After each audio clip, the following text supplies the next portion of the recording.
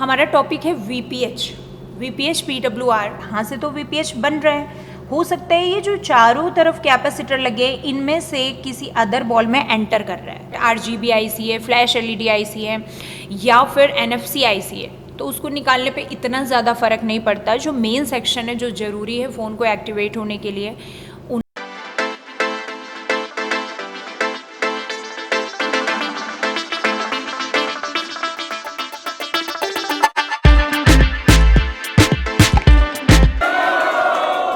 Hello guys, welcome to एक and for YouTube channel.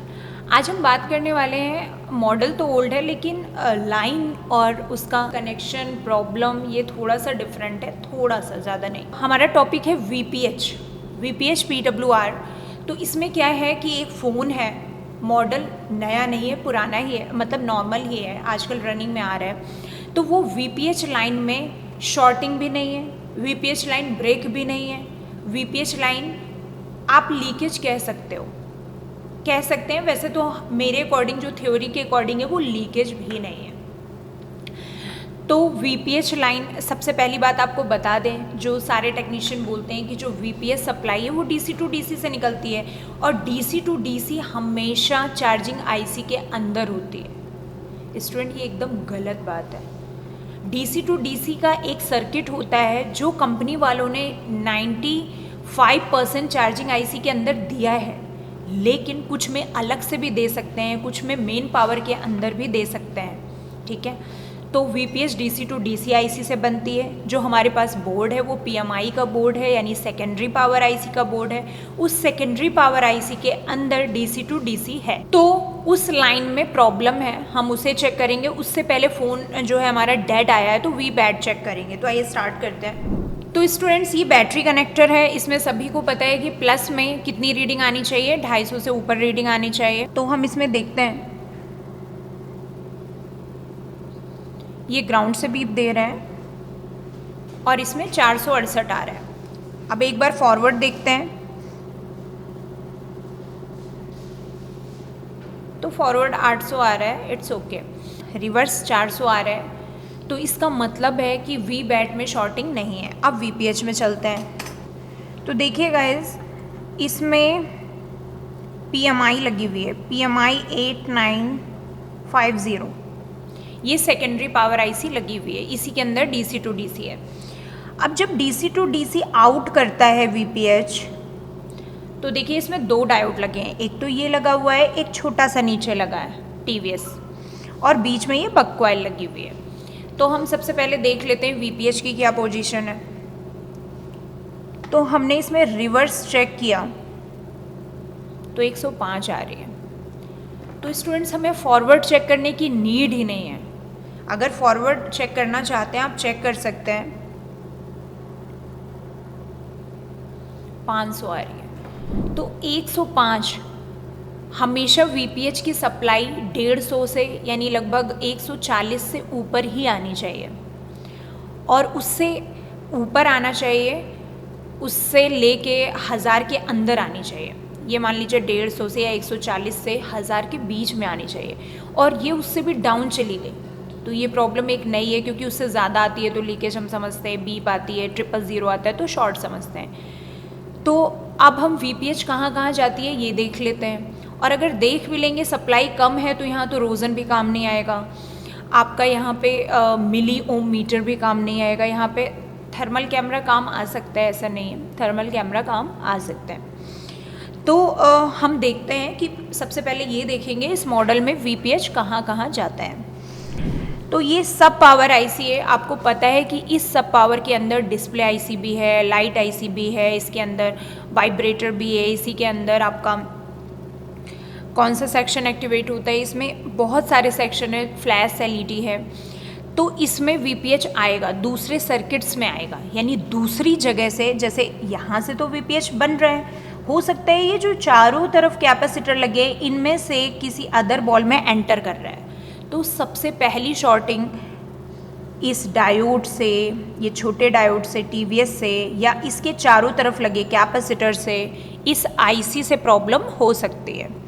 इसके बाद आगे बढ़ते हैं, अगर देखा जाए तो इसके जस्ट ऊपर आप देख पा रहे हैं ये आरएफ क्रिस्टल लगा है, इसके जस्ट बगल में 2 आईसी लगी हैं। तो जो वीपीएच एंटर करती है वो इस आईसी में एंटर करती है, उसके बाद इस वाईफाई आईसी में जाती है। तो शॉर्टिंग इस आईसी में या इसके आसपास के जो भी वोल्टेज आने वाले कंपोनेंट है उसमें भी प्रॉब्लम हो सकती है। रीडिंग कम आ रही है, इसे आप लीकेज बोल सकते हैं, छोटा लीकेज। आगे बढ़ते हैं तो ये देखिए एक 4G PA इसमें भी सप्लाई आ रही है, सप्लाई इस कैपेसिटर के थ्रू आ रही है जो बड़ा सा है, ठीक है।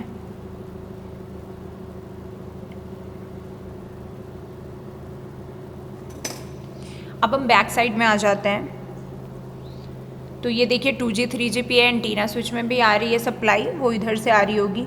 ये कैपेसिटर है, ये बड़े साइज़ के, इनमें से आ रही होगी किसी से, ठीक है।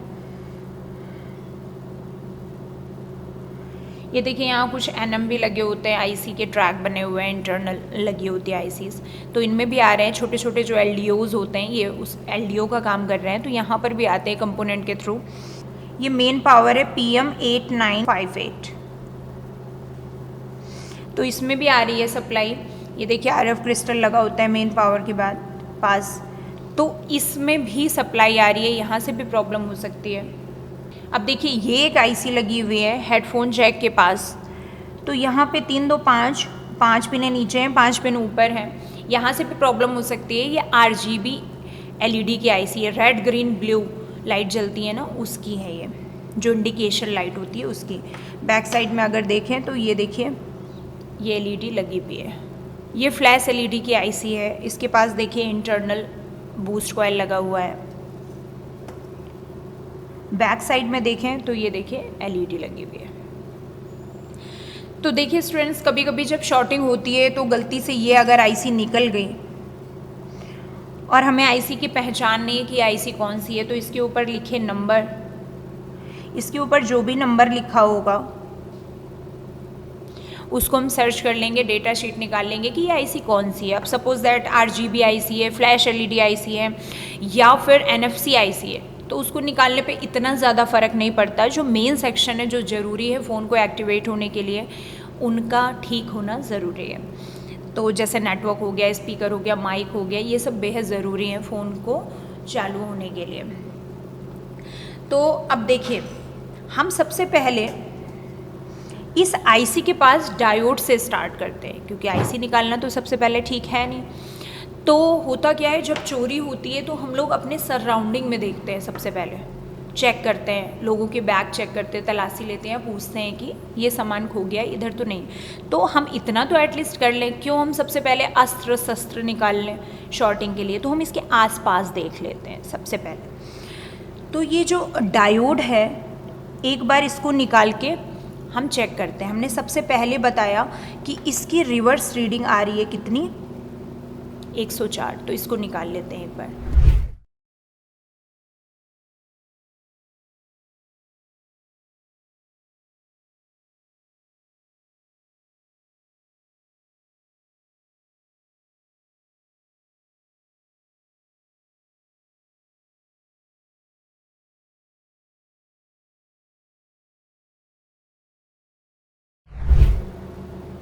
ये देखिए गाइस 336 रीडिंग आ गई। अगर हम इसमें फॉरवर्ड चेक करते हैं तो 500 आ रही थी, जो कि पहले आ रही थी, यानी रिवर्स का फॉरवर्ड से कोई लेना देना नहीं है। अब हम एक बार जो निकला डायोड है उसको चेक कर लेते हैं कि उसकी क्या पोजीशन है। क्या वाकई वो डायोड ख़राब था? 7 Cs का नंबर है, OL आ रहा है, और पलट के लगाएंगे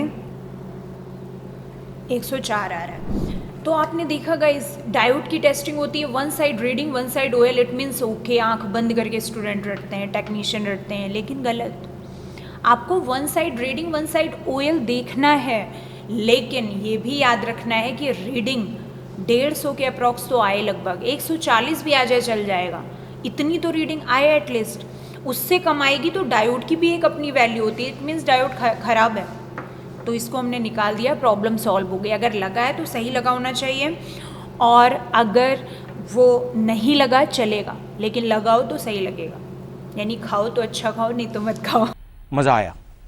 तो इस वीडियो में इतना ही। आई होप कि ये कुछ नई बात आपके कानों में समझ में आई होगी और आप ऐसे फ़ोन रिपेयर कर पाएंगे। और रोज़न पेस्ट इतना दुनियादारी स्मोक लगाने की पूरी पीसीबी में आगे पीछे ज़रूरत नहीं है। तो इस वीडियो में इतना ही। Thank you.